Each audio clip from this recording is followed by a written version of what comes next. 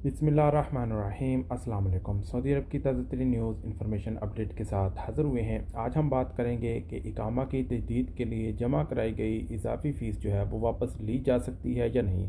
अगर ली जा सकती है तो उसका क्या तरीक़ाकार है, मुकम्मल इन्फॉर्मेशन इस वीडियो में हम आपके साथ शेयर करेंगे। जो हमारे भाई चैनल पर नए हैं, चैनल को अभी तक सब्सक्राइब नहीं किया तो जल्दी से चैनल को सब्सक्राइब कर लें और बेल आइकन को प्रेस करके ऑल पे क्लिक कर दें, क्योंकि सऊदी अरब में रहते हुए हम इस तरह के इन्फॉर्मेटिव वीडियो लाते रहते हैं। सऊदी अरब की लेबर मार्केट को दो शोबों में तकसीम किया जाता है। वो शोबा जिसमें घरेलू कारकुन आते हैं जिसे अमाला मंजिलिया कहा जाता है, जबकि दूसरे को तजारती का नाम दिया गया है। अमाला मंजिलिया के शोबे में घरेलू मुलाजमीन शामिल होते हैं, जिनमें फैमिली ड्राइवर, चौकीदार, खादमा वगैरह के पेशे शामिल हैं। घरेलू कारकुनों के जैल में से एक और शोबा है जिसे अफरादी कहा जाता है, जिसका मकसद ऐसे स्पॉन्सर जिनको 10 से कम कारकुनों की ज़रूरत होती है। तजारती शोबे के तहत से आने वाले कारकुनों की अमूर निगरानी वजारत अफरादी को तो समाजी बहबूद आबादी है, जहाँ से मुमलकत में सौदाइजेशन के निज़ाम के तहत गैर मुल्की कारकुनों के लिए वीज़े जारी किए जाते हैं।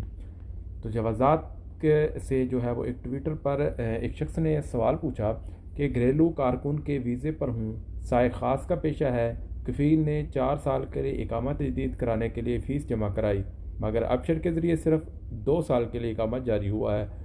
मालूम यह करना है कि जमाशुदा बाकी फ़ीस किस तरह वसूल की जा सकती है।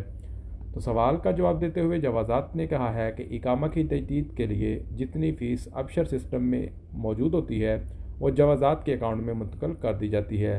बाकी रह जाने वाली फ़ीस इस अकाउंट के ज़रिए वापस की जा सकती है, इस अकाउंट से वो जमा कराई हो। वाज़ेह है कि घरेलू कारकुनों के इकामा की सालाना फ़ीस 600 रियाल होती है। इकामा तजदीद की फ़ीस मतलूबा मुद्दत के लिए जमा कराने के बाद इजाफ़ी फ़ीस इसी अकाउंट में रहती है। जमाशुदा बाकी फ़ीस वापस लेने के लिए जिस अकाउंट से फ़ीस जमा कराई गई थी, उसी अकाउंट के ज़रिए वापसी के ऑप्शन को अख्तियार करते हुए फ़ीस वापस की जा सकती है।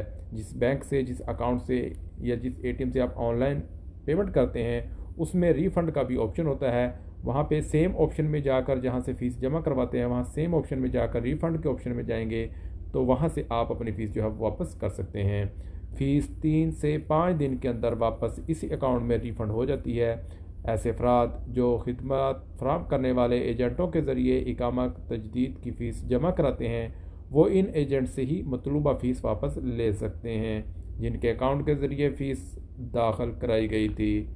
बाज़ औक़ात बैलेंस रकम की वापसी में दुश्वारी का सामना करना पड़ सकता है, तो इसलिए मुकर्रर बैंक से रजू करें जिस बैंक से आपने अपनी जो फ़ीस है वो जमा करवाई है, ताकि वो आपके अकाउंट का मुकम्मल जायज़ा लें और आपकी फ़ीस को रिफ़ंड करवा दें। इसी तरह अगर आपने एग्ज़िट री इंट्री वीज़ा की फ़ीस पे जमा करवाई है लेकिन आपकी फ़ीस उतनी नहीं लग रही, आपने 3 महीने के एग्ज़िट एंट्री की फ़ीस जमा करवा दी लेकिन आप 2 महीना या 1 महीना छुट्टी जाना चाह रहे हैं और बाकी की फ़ीस को वापस करना चाहते हैं, तो सेम आपने उसी बैंक से, उसी अकाउंट से रिफ़ंड कर सकते हैं, या जिस अकाउंट से आपने जिस एटीएम से आपने जमा करवाई हो वहाँ पे उसी अकाउंट से आप जो है वो रिफ़ंड कर सकते हैं। जैसे कि आप वन टाइम पेमेंट में जाते हैं, गवर्नमेंट पेमेंट वगैरह में जाते हैं और वहाँ पे जाकर आप एग्ज़िट री वीज़ा को सिलेक्ट करते हैं और जब जहाँ पे पेमेंट का ऑप्शन आता है तो वहाँ पे साथ में रिफ़ंड का भी ऑप्शन आता है। तो रिफ़ंड कैसे करना है इस पर मैंने ऑलरेडी वीडियो बना रखी है, आप मेरे चैनल पर विज़िट करेंगे तो आपको इससे रिलेटेड वीडियो मिल जाएगी। तो आप अपनी एग्ज़िट एंट्री वीज़ा की जो एक्स्ट्रा फ़ीस है वो भी रिफ़ंड कर सकते हैं।